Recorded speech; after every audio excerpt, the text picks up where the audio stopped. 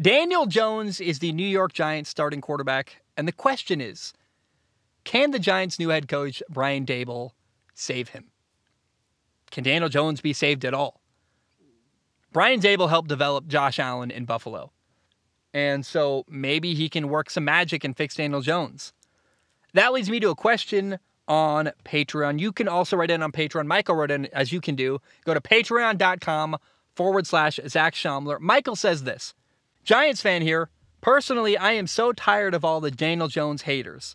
I think worst case scenario with Jones, we honestly just don't know what he can be. He's had terrible higher-ups steering the ship, and well, I don't think getting Brian Daboll means he's the next Josh Allen. I think it at least has earned the kid a final chance. My question for you is, what's your honest assessment of Daniel Jones? This is Daniel Jones' last opportunity. I'm getting tired of waiting for him to develop. I'm frankly out of patience with Daniel Jones. The guy is limited, and I will try to have an open mind this year. I want to see what Daniel Jones can do. I want to see him explode. I want to see him become a star quarterback for the Giants. That would be awesome. But I don't believe that's going to happen. And I believe in Brian Daboll as a coach, but I do not believe in Daniel Jones as a quarterback. And I'll tell you what, I'm going to give Daniel Jones 1, 2, 3, 4, 5, 6 games. And that's the point where I'm going to decide whether I give up on him or not. That leads me to another question on Patreon. Chanel said this. Chanel said, how likely or unlikely do you think it is that Tyrod Taylor will end up being the starting quarterback for the Giants towards the middle of the year?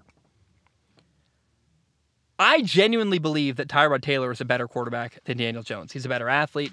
He's a better decision maker. He's better at extending plays.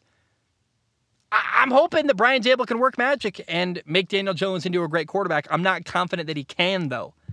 And if Daniel Jones doesn't prove himself, he's got to be replaced. There are 6 games I'm going to wait and see. Tennessee, Carolina, Dallas, Chicago, the Green Bay Packers in London, and Baltimore.